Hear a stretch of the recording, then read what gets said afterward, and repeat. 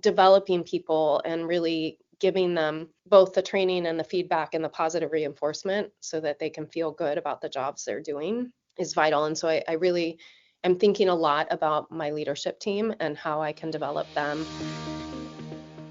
Hello, everyone. Welcome to the Accelerate Your Performance podcast, where we focus on hardwiring excellence to create great places to work, learn, and succeed. I'm your host, Janet Pilcher. And today I welcome Julie Giannini Previde. Julie is the superintendent of McKinley Union School District in Northern California. Previously, she's held the roles of teacher, principal, and district data coordinator. But her tenure with McKinleyville goes back to her own days there as a student. Julie brings a uniquely personal and long-standing dedication to her role. I'm eager for you to hear how she started her continuous improvement journey, her vision for the future, and the values that guide her leadership. So let's dive in. It's with great pleasure that I welcome Julie to our show today. Julie, welcome. Thank you.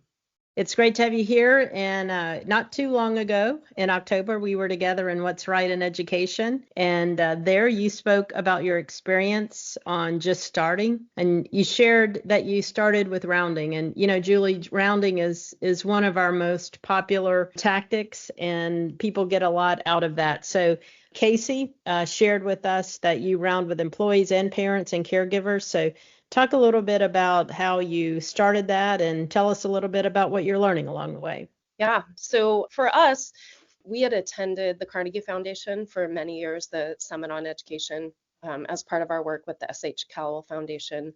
And so we'd been using some rounding for many years, mostly our instructional coaches. As a principal, I had used rounding, especially during COVID. It was such a great way, in a quick Zoom meeting to understand how things were going for people and what their experience was. I think the thing for me about rounding that I knew was the way that I always come away with a little nugget of something, no matter what. It's so quick. And I always find a problem, oftentimes, that I can fix before I even get back to my office, which I love about it, or just some powerful insight from folks in our organization who can see kind of the dark corners of my organization that I don't see every day. So it felt like a really good way for us to jump in, and it felt like a practice we could pick up pretty quickly. We've expanded it out significantly. And in fact, this year we had every teacher round with every parent during fall conferences. That's and great. Then actually reported back out to families in a stoplight report for each school site what we heard and what we're doing to address their concerns.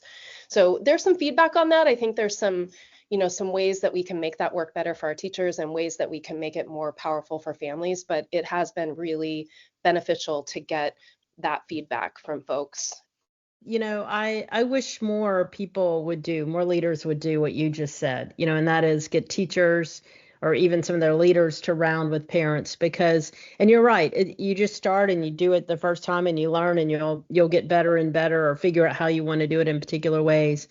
But the value, we think about doing rounding with our employees, but I really do think the value of rounding with parents gives us some good feedback. So did you get good information, like information you thought, gosh, that's really, if I wouldn't have asked, then we wouldn't have known that. Anything that you got in that initial feedback that was good information?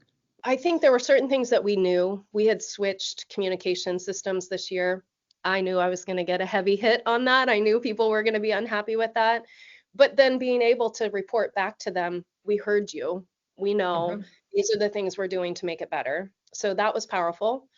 Yeah. And then lots of little tiny things that, you just don't think about how our systems impact parents, especially, yes, I think for our parents of littles. They're just entering the system. They don't necessarily understand it. They're bringing all of their own experiences, whether that's positive or negative, into the space. And so understanding what they don't understand about our system has been really powerful. Like, how are we not only expecting them to operate in our system, but then educating them about how it works? Yeah, I love that. And, as you're thinking about seeking out that feedback from your employees and parents, what about how has it affected the culture? I mean, thinking about how the parents are perceiving you, think about how your employees are perceiving you, what has it had as an impact to your culture? Yeah, I thought about this question so long Yeah. because I'm in my third year as superintendent. It's my 26th year in the district. I actually attended schools in this district as a child. And we're in a really hard place. So COVID money's gone. The California state budget was terrible this year, like much lower than we had anticipated. We are in declining enrollment in our district. So, I call it the trifecta of terribleness. Yeah. There's a lot of budget stuff that we're facing right now. We're still in negotiations. So my teachers are working without a contract. Those are all really hard things. And people are understandably unhappy with the consequences of all of those things. And so I think for me, the impact is 5 years ago, I would have been running around trying to make people happy, Yeah. right? Like Yeah. cookies and Fix lunches it. and whatever I can do to make you happy. Can I take over your class? Like, how can I make you happy? And I don't think those things are completely wrong. I mean, sometimes those Mhm. things are great, but I feel like in these hard times, it's helping me focus and be constructive and listen to feedback that sometimes is really hard. Mhm. Our employee experience survey this year is much worse than our employee experience survey last year. And I expected that to some extent. We're in Mhm. negotiations. Those have been really hard. Our class sizes have gone up as a result of, the loss of COVID funds. So I expected that. But, like with Casey as our coach, it is really helpful to get inclusive feedback from everyone and then wade through it for the feedback that's constructive. So Yes. not just the I love you, you're great, or the everything's terrible feedback, but like where are the pieces of feedback where we can really make a difference within the constraints of all kinds of budget hardship to make our employees' lives better and our kids' lives better. Yeah. And it's sometimes we do look at those results and look at the numbers, but you've probably heard me say in multiple circumstances, it's really the content of the question that we're focusing on to get the input to have a better understanding of what we can do to improve. And sometimes it's, to me, Julie, it's not even that overall mean. It may be beginning, you'll as you do it more often, you'll begin to see that trend data. So there may be areas where you're trending up, some places where you're trending down, but the question becomes, are we trending up in the right places? And where we're trending down, could some of the external factors be affecting that? And then how do we manage to it, right? It's really looking at that plus the rounding feedback and the triangulation that gives you the insight. And what I really like what you're saying is, it's that feedback that we look at that helps us not just go out and just try to put a Band-Aid on or fix it or do something that we feel like can just solve it right away, but get underneath the hood, so to speak, and really figure it out. Does that make sense to you? It really does. I mean, I think the sort of breadth of feedback, rounding and surveys, employee experience surveys, but then other surveys, some empathy interviews, just kind of we have a whole calendar of input from Mm-hmm. families and staff and students, and sort of having that breadth of feedback.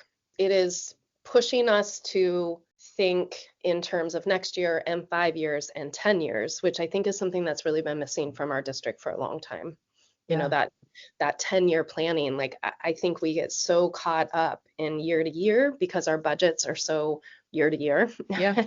And the legislature makes things so, the next thing du jour for education. And so we just get caught up in this really fast cycle of planning. But having that feedback is really that consistent feedback, and that breadth of feedback is pushing us to think, where do we want our organization to be in 10 years?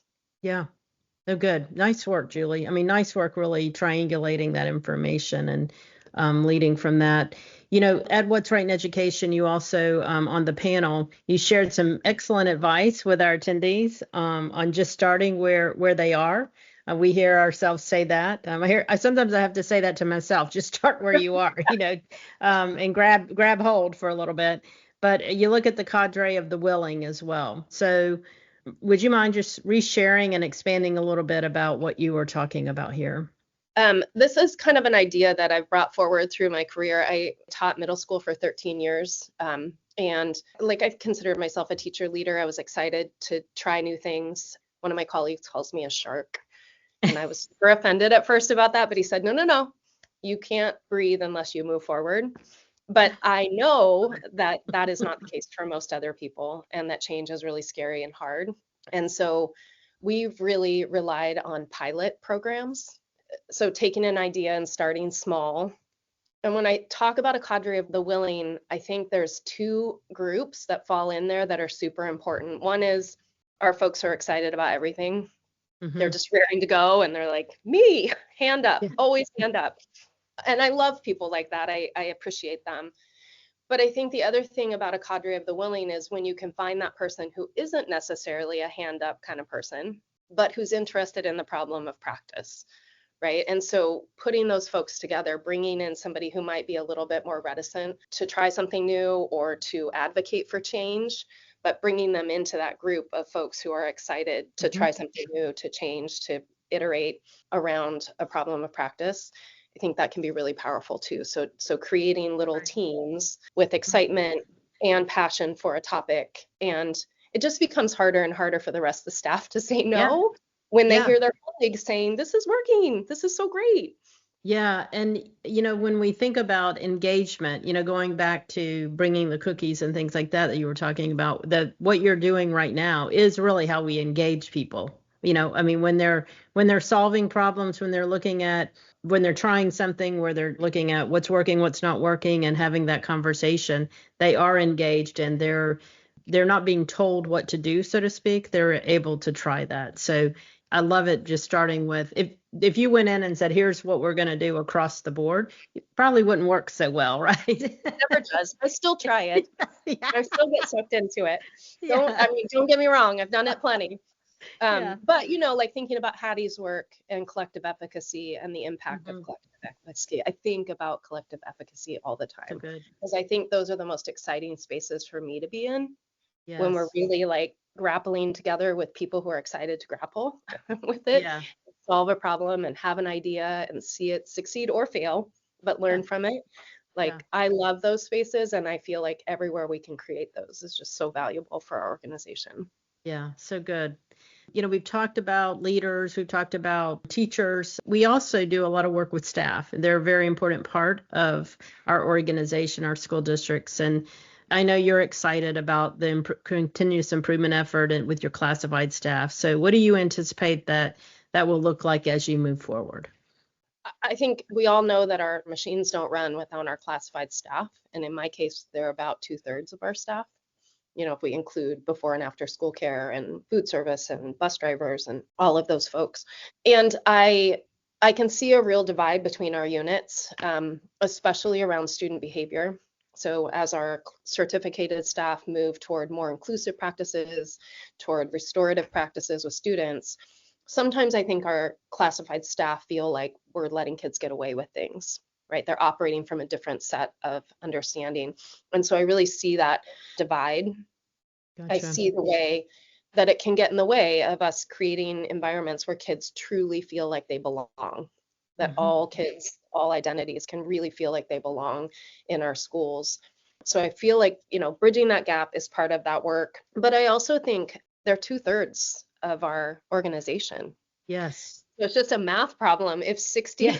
we can go 66% faster if I Yeah. bring these folks along, and that just feels super exciting to me. That number, sits in my head often.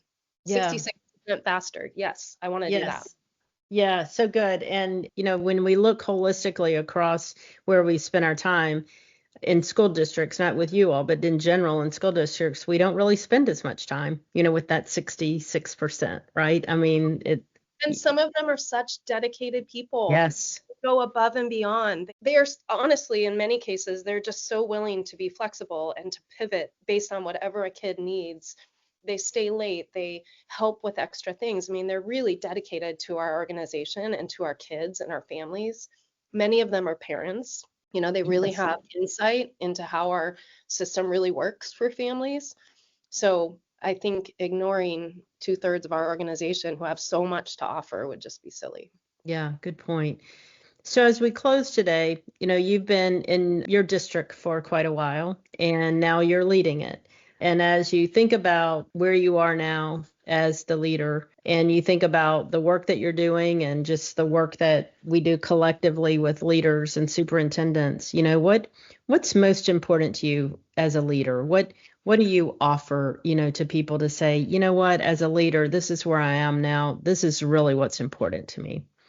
I think increasingly, building our people is so vital to me. I think I can't ever give people the money they're worth in public education.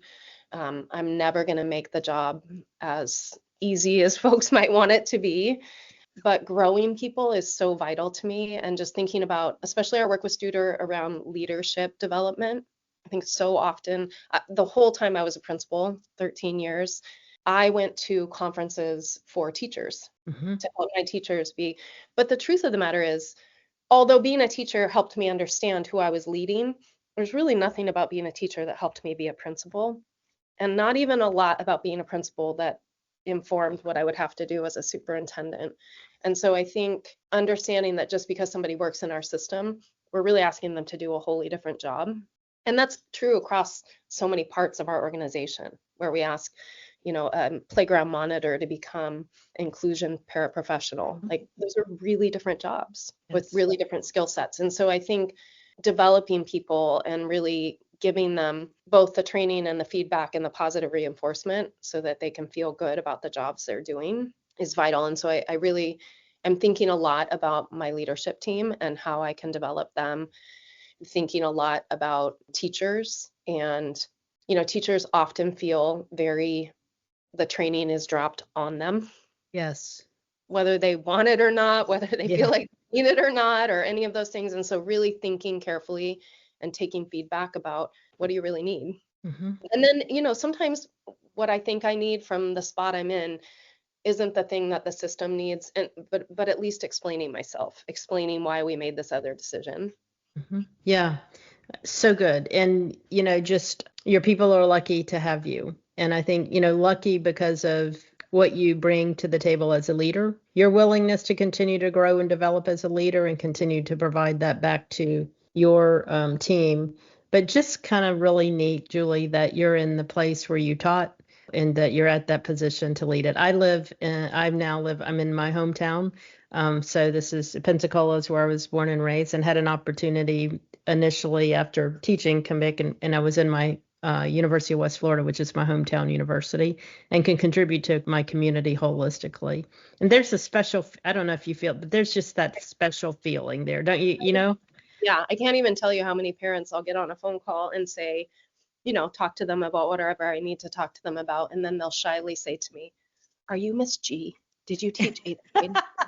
It's so sweet. Yeah. It's so sweet to stand at kindergarten information night and have former students just, come give me a bear hug and be excited to come back. So that feels really good.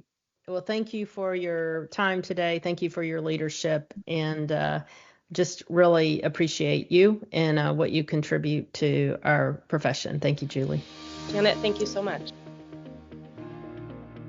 Starting something new can be intimidating, but as Julie mentioned, launching pilot programs and engaging both the eager and the hesitant yet willing people can create such powerful momentum. Thank you, Julie, for your leadership and dedication to developing your people. Growing and developing your people is always a sound investment. Thank you, Julie, for recognizing this and dedicating yourself to the leaders, students, families, and employees who rely on your support and the support that you provide to your team to engage with students and their families to create the best experience for them. If this episode resonates with you, I invite you to read my book, Hardwiring Excellence in Education, which dives even deeper into the 9 principles. Chapter 4 is all about developing your leaders so they can develop others. So visit studereducation.com/hardwiring excellence to get your copy. And we'll also include access to a self-paced book study that's perfect for personal growth or team development. In fact, we're running a special as we hit the holiday season, or as we're in, where it seems so close and around the corner. And I know you all are getting excited for the time that you'll have, hopefully spending with family and friends to enjoy this time. So connect with us at studereducation.com/hardwiring excellence. And as always, I thank you for tuning in today. I look forward to connecting with you next time as we build upon the 9 Principles framework to hardwire excellence in education. Next week, I'll come on with our last episode for the year. So look forward to seeing you and connecting with you then. Have a great week, everyone.